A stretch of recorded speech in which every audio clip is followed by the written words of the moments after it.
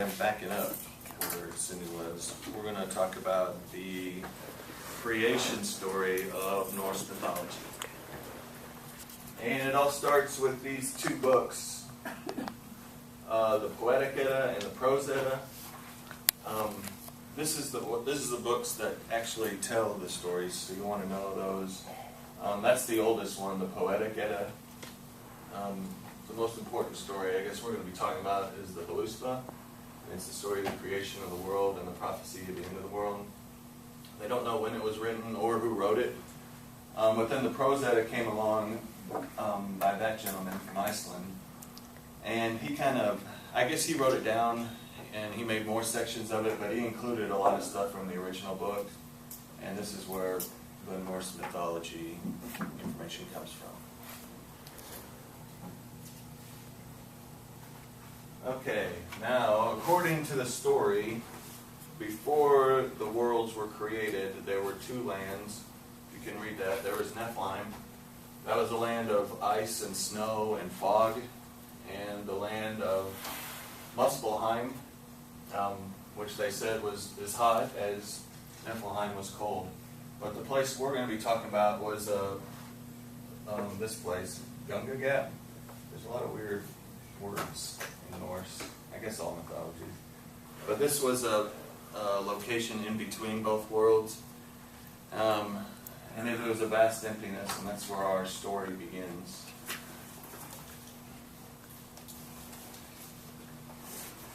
So, we start with this guy, Ymir. I guess he was the start of it all. He was the first giant troll. They also called him Jotun. But he was formed from the drippings of the ice melting. So the heat waves came in from the Muspelheim, causing the ice to melt, and those drips formed this guy. He was lazy. The story says he spent most of his time sleeping and drinking out of the udders of Admula. That's Admula, the primeval cow. The cow was also formed from the ice. So the story goes that Admula likes salty rocks, and this is what the cow's licking on here. It spent 3 days licking on this stone, and on the first day, hair came out of the stone, and the second day, the head popped out.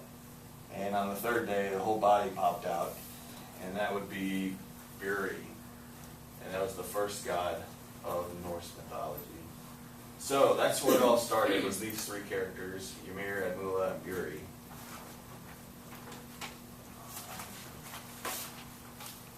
And like I said, Ymir spent most of his time sleeping, but there's a strange thing that happens while Ymir's sleeping. And that is, he creates other trolls and monsters while he's sleeping. It's formed out of his sweat.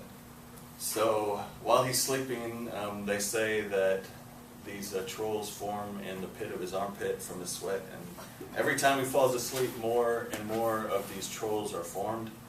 So as you can imagine, he's sleeping all the time and forming all these trolls. The place is getting crowded. Okay? And full of more trolls.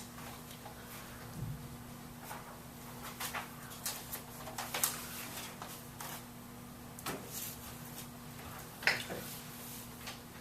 And Buri, we talked about Odin, who they say is the father of gods. This actually, he was the grandfather of Odin, so he's two more ahead of him.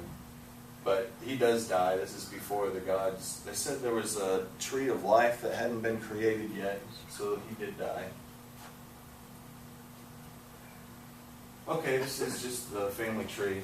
We can just go over what we just went. Here's Admula, Buri, and then Bor.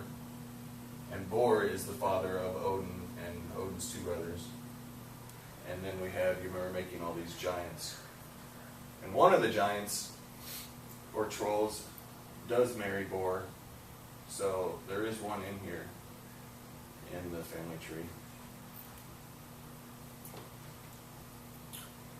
Okay, is Ymir, and Odin and his two brothers, they murder Ymir. They were getting tired of all these trolls crowding up the place, and Odin and his brothers had had enough, and they decided to murder him.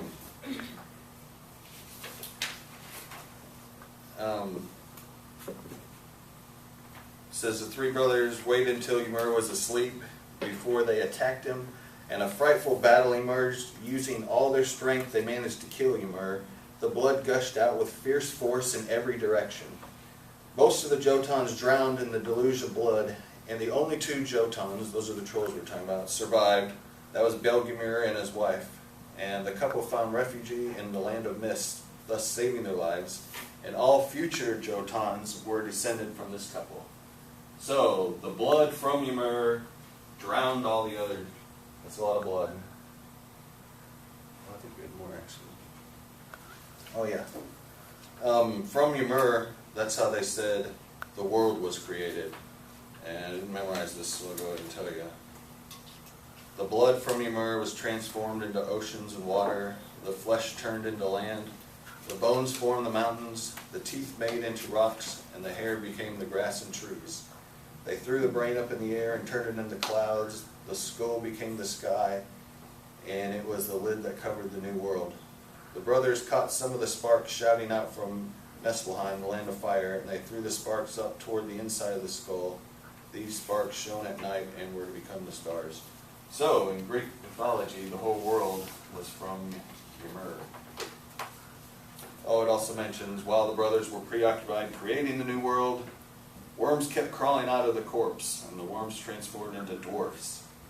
And the brothers ordered the four dwarfs to support the sky. They did not want to risk the sky falling down. Okay, so Greek mythology, Norse mythology in literature, Thor would be the main character. There's many books, and Marvel Comics has Thor. There's actually a movie coming out too. I think it's May 6th, if you guys have seen the trailer or not. But there's a big movie coming out called Thor. And there's just Norse mythology and all kinds of books and literature. And there's, just looking, there's hundreds of them just in young adult literature. So, since we love each other so much, let's get into groups of two for a little project.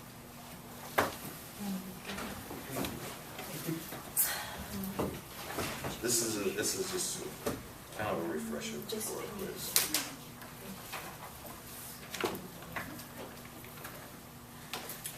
Okay, I want you all, on what we just went through, just to create a family tree of the Norse gods, so we can, a Norse family tree for a refresher before a quiz.